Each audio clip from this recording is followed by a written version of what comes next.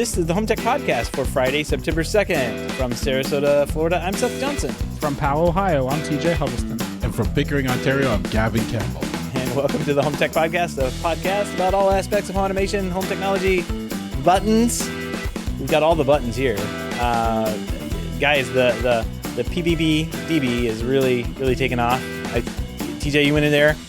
You put some board buttons in there. We launched this last week at the end of the show. If you don't know about it, head on over to pbbdb.com, and you should be able to check out the price per button. And we've got a new contender in here we just found today. Oh, do we have a new contender? Beautiful. We were just talking before the show, and then we were just spending money before the show is what ended up happening.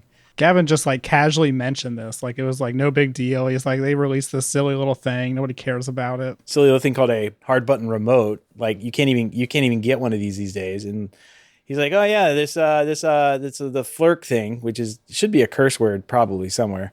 They have the Skip 1S, and it's a $40, $39.95. It's got 34 buttons on it. Maybe more. I don't know. It looks like it's 34 buttons. And every button does long hold too. It's a remote. How did we... I can't even. So yeah, TJ and I just decided to buy them. We're so excited. So anybody that doesn't know, or maybe you just don't care, I don't know, but it's a little IR remote, akin to the Logitech Harmony remote, that little companion remote that was discontinued, a couple years ago now, when Logitech ended that whole line. But it's just a USB-C programmable IR remote. It's very simple. It comes with a Windows program. You can kind of define what each button is. You can set up activities. This is a perfect remote for somebody that just needs a basic remote. All your stuff is IR controlled, or you can use a little IR transmitter receiver setup thing. And something I would normally have to spend several $100s on to get a good quality one.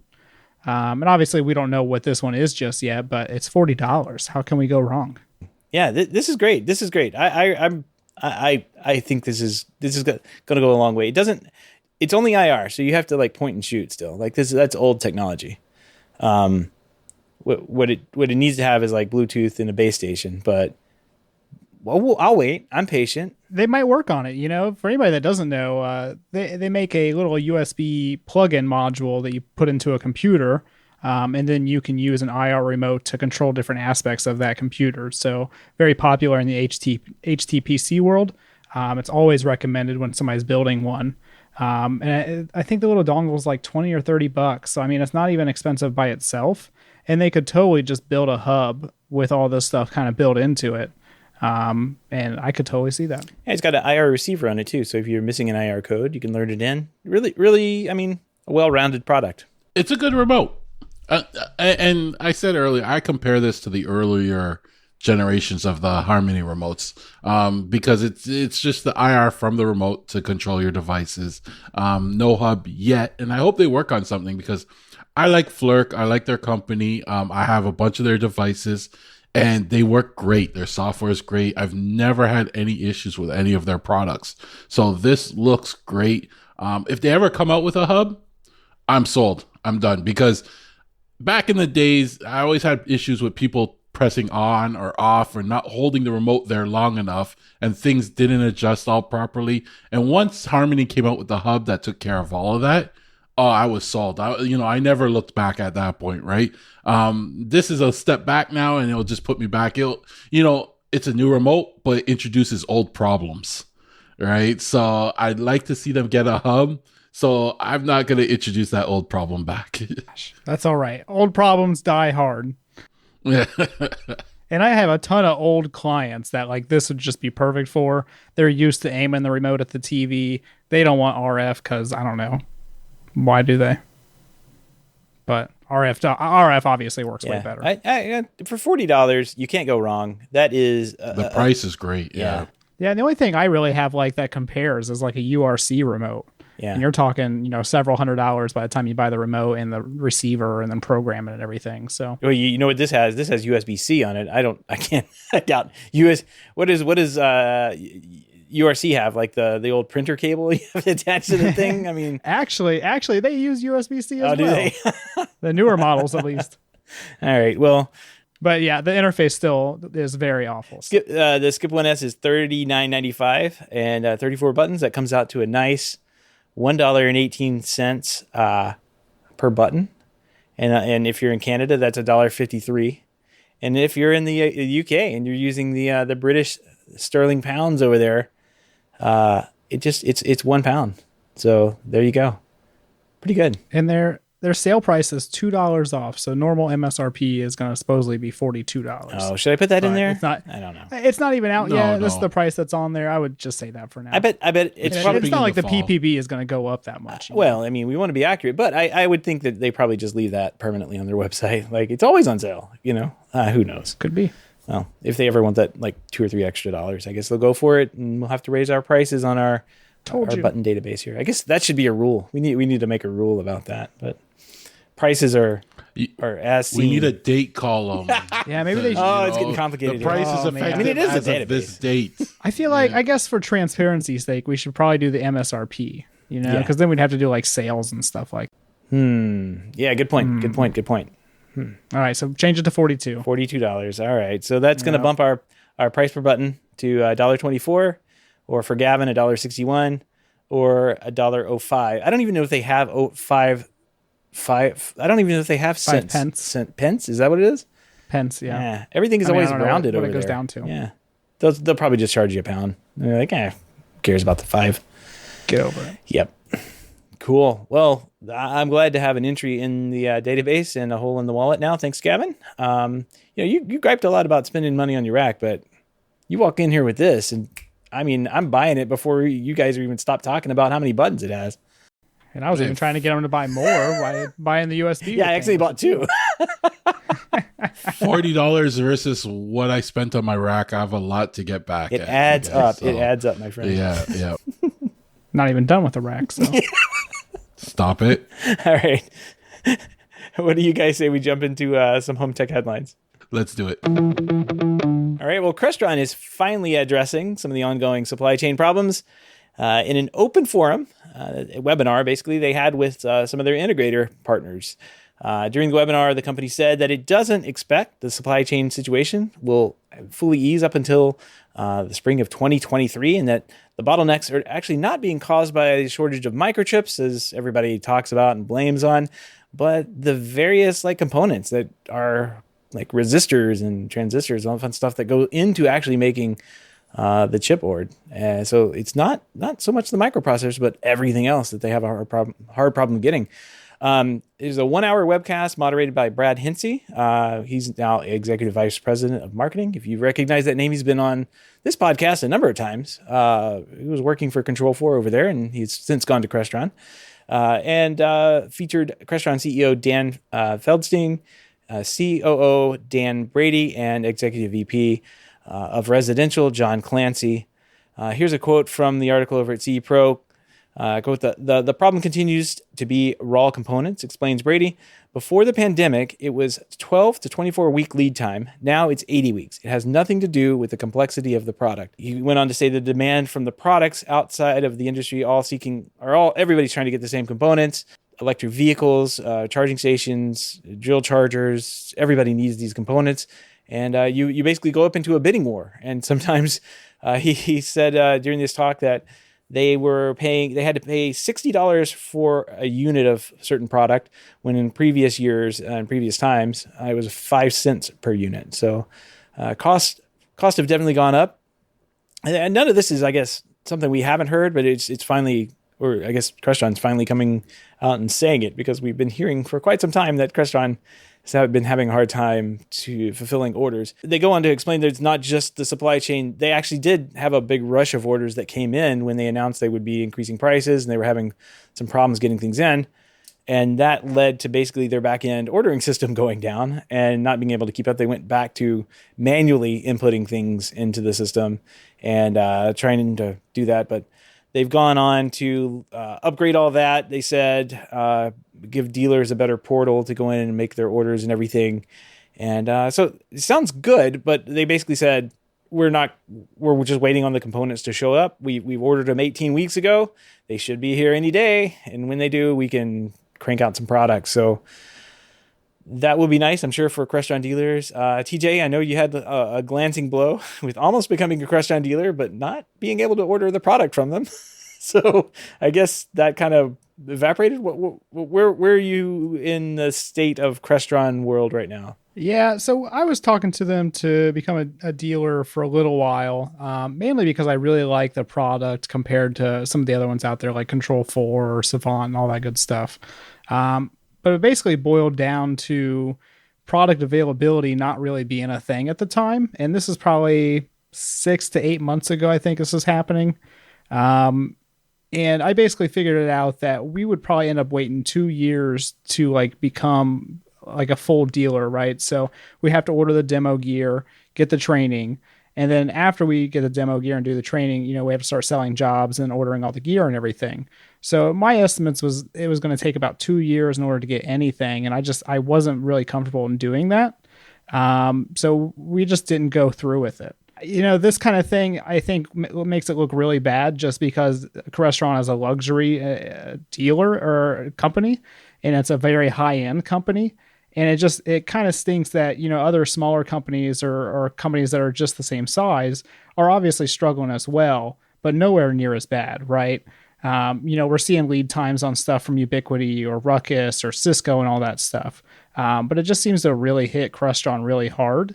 And I guess that's very discouraging when their products do come at a premium. Right. And they're a global brand, a smaller company compared to somebody like Sony or anything like that, but bigger than something like, Gavin kind of reminded, this is nothing we haven't heard of, especially on the DIY side. Like Innovelli kind of comes to mind, and like their issues of getting product in place and that kind of thing. So like it spans the entire market. Yeah, and you have to think like stuff like this has to make these companies think differently in the future, right? One thing that really stands out to me about this whole article here, it says, so how many components are we talking about? As an example, a single DM NVX board requires 2,564 parts to be purchased from 240 different suppliers. And that is a ton of different moving parts that, obviously when they're all working efficiently, you're not going to notice any problems. But one small hiccup and you're not able to ship products for how long? Yeah. And it makes you wonder if this whole thing is going to make people, either rethink how many parts they're using for something, where they're getting those parts from, or just how many they're keeping in stock at all times. So that way, when they do hit a hiccup like this or a road bump, then it's not as big of an issue anymore. I could speak to a little bit of that. Like they have been, because this has not been an isolated case. This didn't start this year. So I can tell you from a manufacturer standpoint, they are keeping all those little components and pieces and parts. They're trying to like hoard all they can, which only adds to the problem, right? Because it's all just in time delivery. So they're already trying that. I don't know that you like a computer, like that DM thing he's talking about. That's like a computer. Like it's going to have thousands of parts on it, at the end of the day. So I don't think there's a way around, building a computer, so to speak. Like you're going to have all those parts and pieces and HDMI connectors and all that good stuff on there. But the thing is like, you don't realize it's like if you're missing a resistor that you need for that board and your manufacturer is spinning up ready to go to build it and you don't have it, they skip you. Like you're done. And Crestron manufactures in the US and Mexico, but they buy all their product and everything, all their components. There's only one place to get them, and that's in Asia. And when China shuts down, there's no resistors coming in. Like what are you going to do? You can't build the product. It cannot be put together unless you have all of that stuff sitting there ready to go, which is it's crazy to think about, but I guess it kind of is what it is. I think the bigger thing like from all this is like the just-in-time nature. Like I felt like going into the pandemic, we had really gotten really good at just-in-time delivery. Like I could order something and it may not even be in the States. Like it may be in China. And I would watch that thing like track over, hit Alaska, hit Nashville, and the next day or a day or two later, like Prime, Amazon Prime, it's being thrown on my stoop, right, by the Amazon guy. And then COVID definitely tripped all that up in a number of ways, but it just seemed like that maybe that just-in-time delivery or just-in-time ordering is probably what needs to go. And less so like worrying about what components and everything go into the products to make them work. Like I don't know. To me, that's what seems to be the root cause of the disease. It's like everything was ordered exactly when you needed it, and there's nobody. I'm saying this from a distributor's point of view, which is probably not good, but like nobody was stocking anything, right? Like they expect you to buy something and you have it in stock, and then deliver it to me. But there's the dealers that are able to keep moving product, are the ones that bought a bunch of the stuff while they could and had it in a warehouse somewhere. And I realize there's business reasons for not doing that. You have to pay taxes to the IRS because the inventory is like basically income for you. So yeah, probably not a fun thing to do, but we've noticed a lot of people have been hoarding products and reselling them for a lot more than they're actually worth. So have you seen that on the on the DIY side, Gavin? Like people buying a bunch of Innovelli stuff and then gouging? You always see that. Yeah, you always see that price gouging. You're even seeing it now with the Harmony remotes, where people are listing them for hundreds of dollars just because, they know the value of them and stuff like that, right? And Innovelli was... it's hard to get their Z-Wave devices now.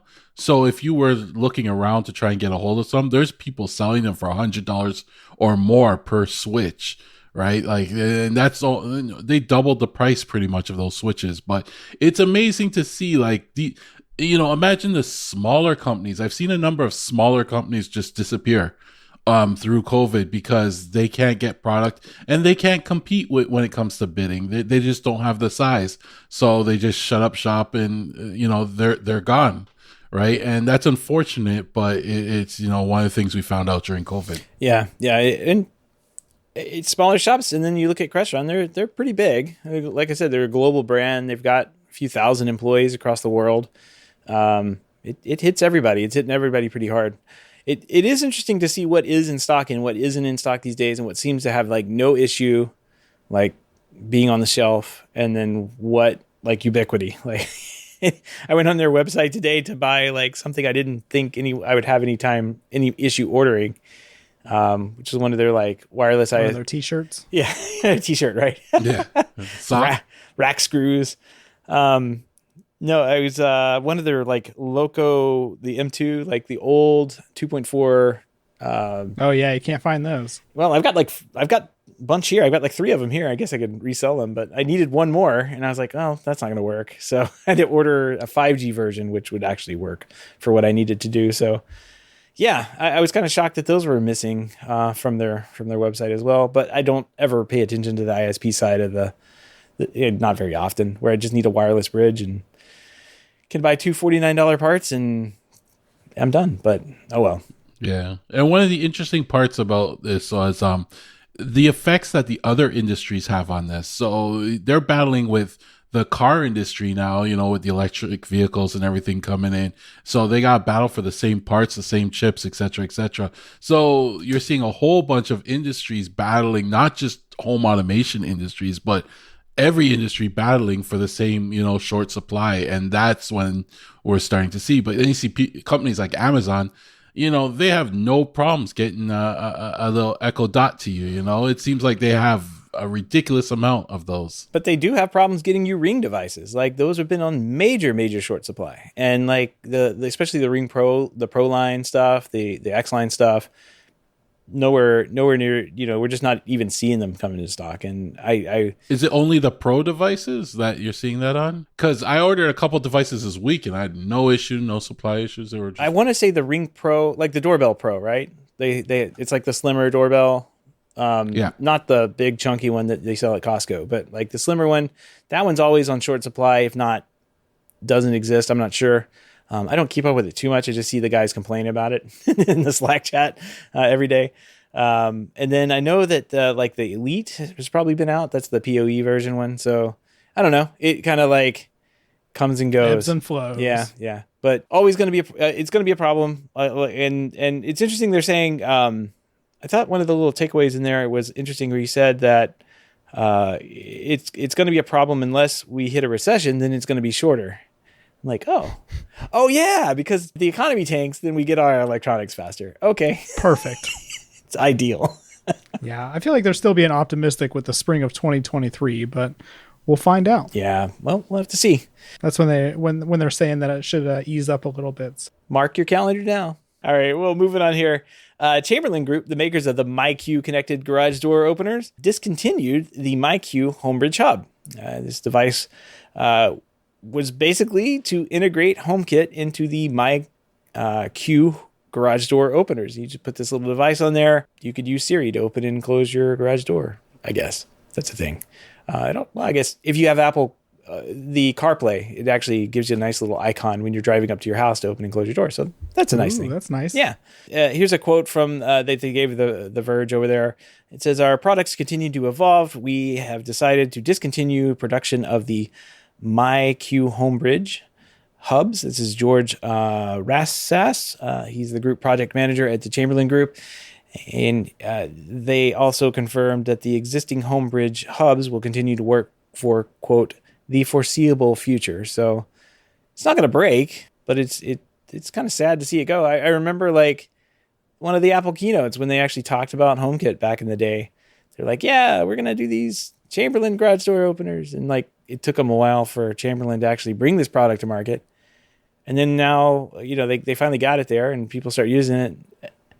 They're like, no, we don't want to do this. We don't want to play in this game anymore. So, funny enough, they don't have any solution for their customers to go to. Like, there's no replacement. Buy their new one and then pay a monthly fee or yearly fee to use it. It's probably the direction they're headed, right? We don't make any money on the HomeKit version, so. Right. Yeah, you want to have the MyQ subscription for your garage door opener, so it kind of does all the same thing that Apple was giving you for free with this little $90 box. I guess that was kind of one of the things I noted in the article.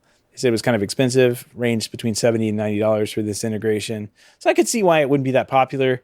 They said less than 1% of their users were actually using the HomeBridge Hub, which I would think if, you do a cross section of the people that have Apple devices in their homes, and I mean, they kind of have a virtual monopoly on garage door openers that have MyQ.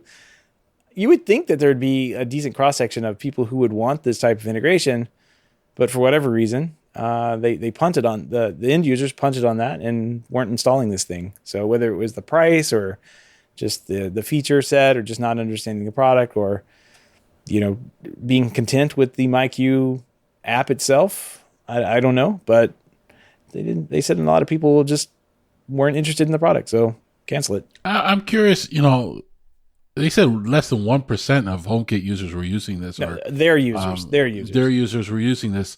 But I'd be amazed to see like what their numbers were, like in terms of what because they own the garage market pretty much, right? So yep. There's a lot of MyQ out there. So if not many people are using HomeKit, then what are people using for HomeKit to control their garage? And even though they're canceling this device, there's other ways. The open source community will tell you how you can get into HomeKit if you really want to anyway, without having to buy this, whether it's going through like Home Assistant and then or HomeBridge and then into there. But it's amazing. I thought HomeKit was more popular than this. And when this is one of the only HomeKit solutions, one of the few out there, you would think there would be a lot of people using it. Yeah, you think there'd be a lot more demand than the 1% of how many garage doors there are in America, because like I said, they do have a monopoly on this. And I think people were probably just content with using their app, yeah, I think a lot of people are probably like, I don't see any reason to put it into HomeKit and spend that $90. Let me just use my app. All I want to know is the garage open, is the garage closed, etc., etc. Yeah. And most basic users, that's all they want. It's the power of the default. Yep, you're right. Well, and you're not going to get Walmart to come over to your house if you don't have this installed, because they're not. Oh no, wait, they are. They're integrating with Chamberlain's MyQ now, so like Walmart can come over and stick things into your refrigerator if you buy it from Walmart, and they'll come over and deliver stuff for you. That's nice. Yeah. Did you guys ever? I mean, I see this like advertised all the time. Like, I don't think I want a Walmart or Amazon employee in my house when I'm not here. I have a client that uses this, but I've never heard of anybody else using it. And I would not feel comfortable myself. Like, not even the garage door one. Like, the garage door one is like creepy to me by itself. And then they have like the front door ones where you can get it with like Schlage locks and stuff like that. So I've seen commercials with like a Walmart employee unloading groceries into someone's refrigerator as they're coming home from like picking up the kids, and they're like, "Oh, hi," like I'm like, Weird. yeah, it's really strange. It's like, who are you? And if I was like a Walmart employee, I would just quit. I would be like, I am not going into random people's houses to put their groceries away. That's weird. I'd be in the house, grabbing a drink, while I unpack, airplaying music to their Sonos. They'd come home. I'd be like, dinner's ready. They'd invite me back, right? And you're not getting a tip. So exactly. And the other issue I have with this is I'm having a hard enough time just getting the Amazon delivery people to walk up to my door. They stop at the end of the driveway and toss the package. Now you gotta make it so that they actually have to come up. Like, they're not gonna use this. They'll just toss the package at the garage door. That's all that's gonna happen. So the Walmart service costs $12 or $13 a month or $98 a year. You get unlimited home delivery with an extra $7 a month or $40 a year. And the delivery person always can come in and pick up your returns too. So that actually is appealing. Yeah, that is appealing. just come take this away. I don't want to take this to the UPS store. I'm like a monster. And part of this Walmart Plus subscription, which they've done at Sam's Club, but they put it behind a paywall. I think they do like the scan and go as well, where you can actually go and just scan your groceries while you're walking around Walmart and then walk out with them after you pay with them through your phone. Oh. And they already do that with Sam's Club, but you don't have to have it. I mean, I guess you have to have the membership, but it's not like anything additional. So I've almost thought about subscribing to this Walmart thing just so I could do the scan and go, because I really hate waiting in line. I guess it makes sense. At Sam's, like they don't have bags or anything. Like you just load up into a shopping cart. If you scan and go, that totally would be, Do they check your app? Do they like mark Sharpie mark your phone when you walk out the door? Dang it! They it prints off, or it shows off just like a little QR code, and they scan it, and then they just scan your items like they normally do. So, well, one thing I do at Walmart is we order online. And then we just drive up. We schedule our time when you go to pick up. You just drive into a spot, you check in, and they roll everything out, and you pop open the trunk, and they throw it in the trunk. And that alone saves us a lot of time, and a lot of money, because when I go to Walmart, I walk every aisle and I pick up all the things I didn't need. Yeah, I think our Walmarts are worse for that, because I try to do the online ordering as much as possible. And it's like half the stuff is always out of stock, and they never make substitutions and stuff. So it's a rather last minute thing if we're doing that. The only time I tried that, or I didn't try it. Let's just say someone who shops in my family a lot more than I do tried that. And then I got to be the lucky one that goes and sits in the parking lot. Like I sat out there and I watched like 3 or 4 people come and go. And I'm like, what am I doing here? Like, why aren't they coming out? I'm in your car. Like and like, there's no one to go talk to or anything. And eventually they came out and they're like, yeah, the person that was pulling that, they went home. And like, okay, so are you the person that's here to assist me? And they're like, no, they locked that cage up and they just went home. Like, you don't get your stuff. No, sorry. I drove out to Walmart. We actually didn't tell you it was ready, so I'm not really sure why you came. No, it was ready. I got there and watched 2 or 3 people pull in after me and leave. And I'm like, when are they bringing my stuff? And I guess the person that pulled my stuff decided it wasn't going to happen that day. So you must have ordered bad stuff. I don't know. It was like kids' clothes or something. 40 cases of pop. Yeah. I don't know. Who knows what it was? But anyway, let's move on here to some bigger and better things. I like movies. Guys, do you like movies? Do you like going to the movie theater? I love Yes, I still do. Almost weekly. The movie theater. Well, yeah.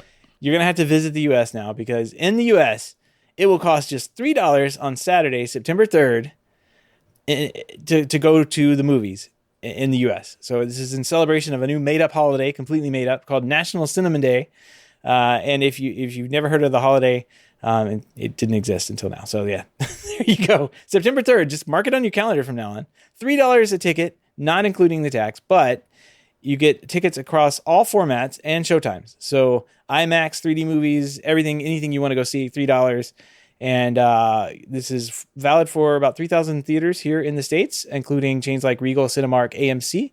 They've all agreed to do that on the new holiday. So I bet popcorn's still going to be like $18 a bucket, though. So your mileage may vary on how much you spend. But $3, that's not bad. Still going to drop $50. Yeah, exactly. Especially when you got to pay for yourself plus your guest. It adds up. Yeah, like building a rack. Did you build that for your guests? No. But nobody saw that. We do go to the movies quite frequently still, actually. Shockingly, we have a theater around the corner. It's never packed, so that's why we go often. But we go a lot on the Tuesdays, cheap Tuesdays we have up here, and it's like $8, which is probably $3 US at some point. And you know, like I like going to the movies, but we always sneak in our own snacks because I did order popcorn there once, and my cheap Tuesday wasn't so cheap anymore. But I love going to the movies. Like as much as I like watching at home, I still like to go to the cinemas and enjoy it in the IMAX or the bigger screen. We used to go to the theaters all the time. Like, I mean, they were much nicer than they are now, but we used to go all the time. And I would say probably so maybe twice a week, you know, just to see any movie and every movie that we could see. And there's some people that weren't into that. I get it, but TJ's like, nope, not me. Yeah, maybe like once a year. Yeah, no. There might be a movie that's worth it. Yeah, we have not. I mean, recently, of course, we haven't gone as often, but there is a Cheap Tuesday place around the corner from here, but it's one of the dinner theaters. So even though it's cheap, they have a full bar, and it ends up costing a lot more money than it would. Yeah. So at least, you know, $3. What? How much the ticket to be off after that? At that point, maybe I'll say $17 on a ticket or something like that. But I'll see what's playing this weekend, and take part in the national new holiday, the brand new holiday that's just made up for this, so they could get people back into the theaters. You know, I remember like back in the days, like sometimes you just remember when you watched a certain movie in the theater, the emotion, etc., you had at that time, and you'll never forget that experience. And that's why we still go and support the theaters a lot. But I remember, I'm going to date myself here, seeing Matrix for the first time in the theater, Dumb and Dumber for the first, that snowball scene, the snowball scene from Dumb and Dumber you just remembered those type of things. Like you have an experience with certain movies in the theaters.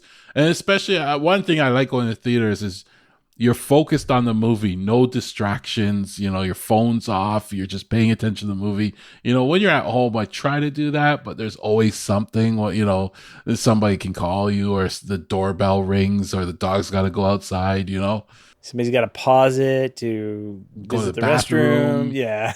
Yeah. Sometimes I just say no pausing, reference whencanip.com or whatever that site is, you know, because you got to figure out your timing. I am not pausing this movie. That's why you just got to have Sonos everywhere. You don't miss anything. You don't miss it all. Yeah, just play it in the bathroom. I got to put a TV in the bathroom now. That's pretty good. All her bathroom breaks. Well, it sometimes it's like, pause it. I think we should make popcorn for this. And then it like turns into, oh, well, the kitchen's kind of dirty. Let's clean it up. It's like, yep. Oh, come on. We were sat down to watch a movie 30 minutes ago. We haven't sat back down. It's on the title screen right now. So yeah. The pause is the enemy. So yeah, going to the theater and like sitting back, relaxing. You get the nice comfy seats now, so that's nice. Yep. And you get booze. They are very nice. I do like going to the theaters now compared to, you know, maybe 5 or 10 years ago, just because of how comfortable the chairs are now. Yeah. I mean, they're like straight on recliners at this point. And if you want to take a nap, it's perfectly acceptable. You know, before it was a little weird because you're sitting straight up. Now you're reclined a little bit. It's all right. The experience is so much better now, though, too, because even just being able to book your seats in advance and see how full the theater is, and you no longer have to get there early. You could get there just in time. You know where your seat is. And, you know, every now and then you have to kick somebody out of your seat. You're like, hey, that's my seat. You're 2 aisles back or something. But it's a much better experience now, and that's why I just enjoy it that much more. Especially since COVID, too, when they didn't put anybody next to your seat. Yeah. And so, you know, you book it with 2 people and you have both seats next to you empty. Pure bliss. Yeah. I'll go to the movies all the time if it's like that. It doesn't help their numbers, you know, they can't fill those seats. I'm but fine with we're it. happy. I don't want to be sitting next to some happy. stranger. Yeah. I gotta say, it is the You reminded me of like all the plotting and hours of extra time that we spent hanging out in front of a movie theater waiting to get into the more popular ones so we could do a mad dash to the seats that we wanted 3/4 of the way up and directly in the middle where the sound was balanced. That. Yeah. And now I just go on and I'm like, click, click. You can't have those seats. They're mine.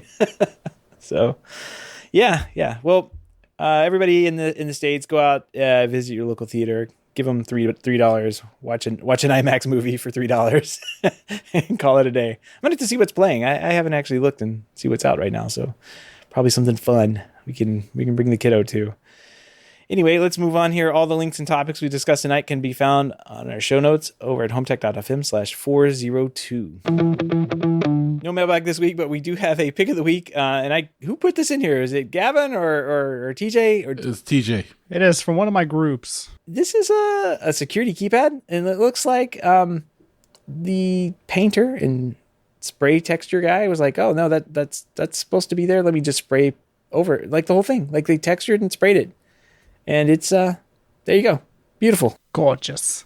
And this is a Napco security panel. And for anybody that cares, it's the GEM RP2ASE2. Very attractive name. I assume they did this so that you could just peel the paint off and it's kind of like a brand new product. So props off to them. I like that as a new homeowner. I think it looks better than the Napco did originally. Like if you scrape the screen off and the buttons had the numbers on them, I think it would probably blend in a little bit better than the ugly Napco. Yeah. I mean, security panels are traditionally really ugly. So what is the deal with that? Like I remember we were talking about the Claire stuff the other day, and that SnapAV had acquired that company, and Gavin said it'd be nice if we had something that looked this nice in the DIY space. And I'm like, you're right. The only thing we have in DIY is like the ring thing. And it's like, that's what if like Duplo decided to make a security panel. It does not look good on anyone's walls. It just like, it looks like someone's child came like, well, let's just make it out of this plastic that these Duplo blocks are made out of.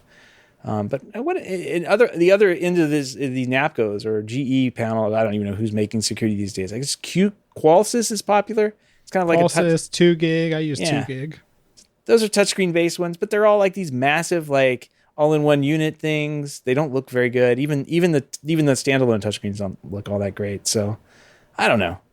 I wish there was something. It's because like nobody uses these things. You know, it's like the majority of people that are doing home automation and stuff at this point, they're just using their phone or their voice or something. So I feel like the use case for this is like even more dwindling than what it was.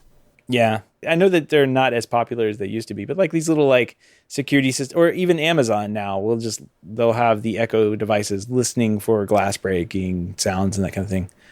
So yeah, that's actually better security than this, because even though you can't even see what's on this keypad, like you weren't going to use the keypad anyway. You weren't going to use the security system. So just use your phone anyway. Yeah, so. Yeah, exactly. I remember the old days of running into a house and you hearing the beep and you had 30 seconds to disable it, and you fumbled up a couple times and siren go off yeah, and then you start getting a call, and then now you got to find the card with the number for verification. I forgot my passcode. Yeah, but yeah, my mom still does all that, right? At my house, it's all automated, so of course we don't have to worry about everything arms and disarms based on presence, etc., etc. But some people still love these keypads, and the one thing I do like about those keypads is they were reliable. Right? Like they just worked. I mean, in the DIY space, forever. Yeah, in the DIY space, people they take they'll take like tablets and stuff and put them on. But those tablets, like they're prone to break, especially when you invest in a little Amazon tablet. One morning you wake up, it's not connecting to the network because it got some update or something like that. I just don't see them as reliable as these little touch panels. Yeah, the button and one thing I do like about them having these things on the wall is generally there was LEDs on them, and you could like walk by and see the status of the system. Yeah. The ring kind of has that on theirs, like it's got a motion or presence sensor or something like that on there, and like it if you get close enough, it'll light up. I do like that, like the status light aspect of it. Someone's asking what the price per button on this is. Was that Ty? $222. I already calculated it. If we're going with the used price, I don't know what the MSRP is just because it's so old, but The paint job's great though. Like it blends into the wall great. Like whoever did that, awesome job. nailed it. Yep. That was a whole lot of not my job right there. You say the panel is $222 for the... No, but it's got $222 Oh, per button. okay. It's $40 for it on eBay, right? For eBay. Oh, okay. Okay, I see. Well, I was going to say, break that price out over the months of the $40 per month security. Oh, we're not doing that. Come on. And on average, you'd spend that for 3 or 4 years. We don't do that for everything. It's just getting too complicated now. What was the estimated click capacity? The price per button per hour. Yeah. It's going to be a whole new aspect to this database. It is a database. We can do anything. This is going to be multi-site.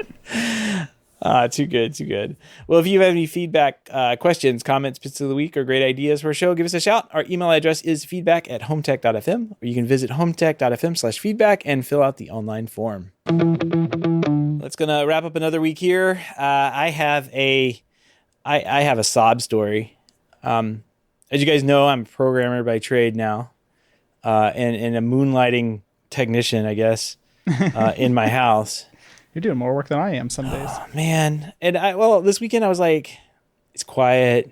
My wife was out of town. I had my daughter and she was helping. And I was like, let me go rearrange the rack. Cause I mounted the UPS a little too high, right? Should be on the bottom. And it was getting a little saggy. And I'm like, I don't like this. I don't like any of this. So I moved the UPS down to the bottom where it should go. And then I was like, well, I can put others. I filled this rack up. This rack is full of stuff that I have, right? It looks great now. I need to take a picture of it. And I took all my white screws out. I've got a whole bag of white screws for you, Gavin, if you need them. But one thing I did, I was taking all the cage nuts out and moving stuff around, and I hurt my finger. Awful. But I had a lot of fun this weekend swapping stuff around, and now I can't type. I'm injured. There's got to be I guess workman's comp against myself for working on this at home. I am not a lawyer, but I would not advise that. And after you told me about this, I went and grabbed a cage nut and I tried to figure out how I would hurt myself with a cage nut. Oh, it's easy when you don't want it to happen. Mm-hmm. Yep. I tried. Yep. I was just I don't know. And it's super easy to pinch your fingers into them as well. I've done that a couple of times where you're trying to squeeze it in to the little spot and you get your finger caught in there. These were particularly tight. They were I had to use a screwdriver to kind of poke them in while keeping my finger on the back of them. So that's why I have my little toenail clipper thing that I sent you a picture of. Yeah, I wish I had cage nuts. Bought that. So you bought a $40 remote you don't even need, but you could have used this cage nut tool to save my $13. my programming fingers. Yeah, that would have been great. Can't type glad it all I today. don't do this often. Yeah. I got everything arranged in there the way I wanted, or at least mostly the way I wanted. Now I thought I had more room. I need a bigger rack now. It's full. I was kind of surprised. The worst feeling about cage nuts, while we're talking crap about cage nuts, the worst thing about cage nuts is when you have 4 of them in there and you go to put a device in there and you get 3 of them all secured down and everything. You go to put the 4th one in there and it knocks the nut out. That is the most infuriating thing in the world, I'll tell you what. I can associate with that after building my first rack. I know exactly what you're talking about because that happened to me multiple times. And it's always the heaviest object. It's never the 1-use shelf or the 2-use shelf or the blank plate. It's always the UPS or the NVR or something. Yep. I'm gonna start hot gluing them in there. I have 2. So I have 2 racks. the original Gavin in a couple years. Yeah, I know, right? So the one in the garage here is just the garage stuff, and then I have one over in the equipment closet that does the AV stuff for the house, and that one is a Slim 5, so Middle Atlantic Slim 5. There's no cage nuts. It's just the rails with the holes, and going back and forth between the 2 of them was oh, I just need to move this here, and here on the AV one, and I come over here and I'm carefully holding my bleeding hand I'm trying to like push stuff in. My daughter's freaking out saying I need a Band-Aid and like running and getting me paper towels and stuff. So it's almost worth paying 3 times as much for a rack. Just almost. Because I mean, it's crazy, right? Like, because like I don't understand why they're more expensive, but like you never find like a cheap rack with them already built in. It's always has the cage nuts, and I guess it's probably just because it's like easier to mass produce or something. But I don't know. I have no idea. I've never seen them until I got into the cheaper racks. So yeah. I don't know if that, like, I see them all the time in IT. They're used there. But and like Gavin ran into too, there's like the 2 screw sizes. So like you get like the wrong cage and 832 and 1032, I think. I did not know that, and now I have a bag of mixed screw sizes, and and no matter what, it takes you like 4 tries to find a right pair. And it drives me nuts. It's like USB. USB, yep. Yep. This is USB-C. It's reversible. Still takes you 20 tries. Oh man. Well, I'm glad I got most of it cleaned up. I got everything cleaned up, the wires run, and everything put together. And I was going to step into my larger project this week, which was putting up a projector screen that I bought off of like Amazon, but it may as well have been from like Wish.com. Like it's like the cheapest, ugliest screen I think I've ever seen in my life. And it's so wrinkly. It doesn't like, I can't put a picture on it. All you see is the wrinkles. So I'll have to either regroup on this and figure out something out. But I don't have, I looked at like the fancy film screens that I am accustomed to getting from Stewart, and they don't even make one as small as I need. I just need an 84-inch screen. Just get a TV at that point. I know, right? Well, I got to hang it on my garage door. Oh, that's fine. Just paint it white. Just disable the garage door opener so that way nobody destroys your TV. Yeah, pretty much. Well, it's pretty much that way now, but yeah, nobody can open it right now. Maybe I should just get a TV. But by the time I like look into like doing any more with this, yeah, maybe the 84-inch TV would be the way to go. Just put hinges at the top so that when it opens upwards, the TV falls down. That's a genius, right? idea. So you can still watch TV even with the door open. Just crashes into everything into the garage. Just like scrapes across everything, knocks all my desk over. That's fine. It'll work. His image is getting close. Oh my gosh.